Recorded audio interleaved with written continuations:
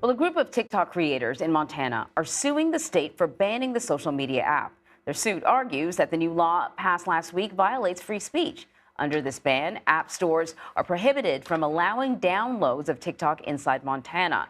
So I want to bring in Heather DiRocco. She here to discuss. She is a TikTok creator in Montana, and she's one of the plaintiffs in the case. Heather, thanks for joining us to talk about this. So let me ask you, because as my understanding with this ban is that you won't be able to download it, but if you already have TikTok, I presume you can still keep using it. But I guess if there are any updates or so on and so forth, you wouldn't be able to download it in Montana. So what motivated you to take up this lawsuit? What does the app mean for you? So great question, and thank you for having me. I really truly appreciate it. So when I heard about this potential ban coming up, I initially was like, there's no way. And then when it passed, I'm like, are we serious right now? For me, TikTok is more than just a social media app. I have over 200,000 fans from around the world that I connect with on a daily basis. They are these amazing people that are absolutely fantastic. There's more videos than I care to admit that I have on my channel. And once this app is banned, that's gone. It cannot be replicated on any other app. The algorithm is completely different, and the organic reach that TikTok poses for people like me is just not replicated anywhere. So you say this ban is an infringement of your rights and other TikTok creators. Can you explain to our audience what you mean by that? Sure, absolutely. So in regards to our rights, it's not just a matter of our First Amendment rights, our freedom of speech. Absolutely, that affects it, but it also affects our right to commerce, especially the businesses that are affected here in the state of Montana. And it also affects the rights of due process. It's multiple issues on the board here when it comes to what is being affected in our rights that this app is going to be banned with. So do you actually make money off of TikTok? It seems like a lot of your videos are just kind of sharing your life. Do you make money off of it? Yeah, I do make it. The TikTok itself does pay me a portion of the creator fund in regards to my video views, comments, and reach. Yeah. But the majority of the income actually comes from brand partnerships who have come across my profile, and they want to essentially have ad revenue in regards to pitching their products to all of my fans. So aren't you concerned? Because you know what the argument is. By lawmakers. By lawmakers.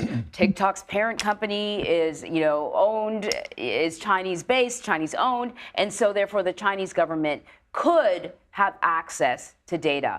Are you concerned about your personal data?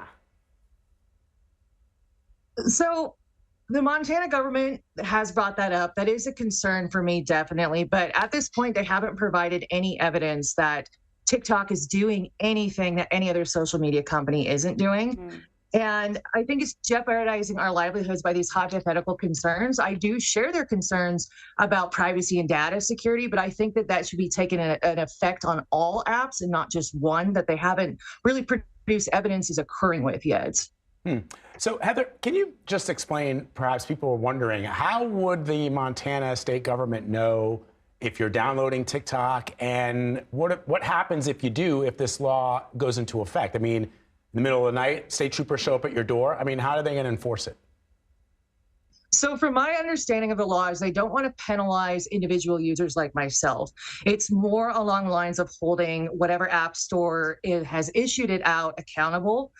I do believe, and this is not coming from like any, I want to say, experience. I'm not one of those technical savvy folks, but I do feel that this would be really hard to implement. How are they going to be able to see who is downloading the app and who is accessing the app? Because that right there is another privacy concern. How are they going to be able to access that and enforce it?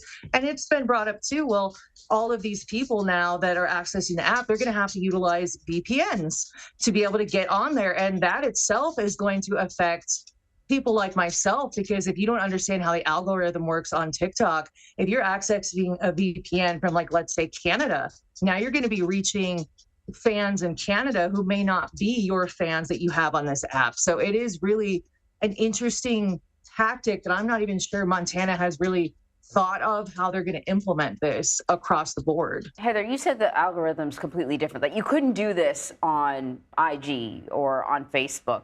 Were you on IG or Facebook before? I'm trying to get a sense of like what it is about TikTok that has caused it to sort of catch fire in the way that it has. And you're right that it seems much easier to acquire a larger group of followers on TikTok than some of these other platforms. And I've actually wondered about what it is about the algorithm that makes it different.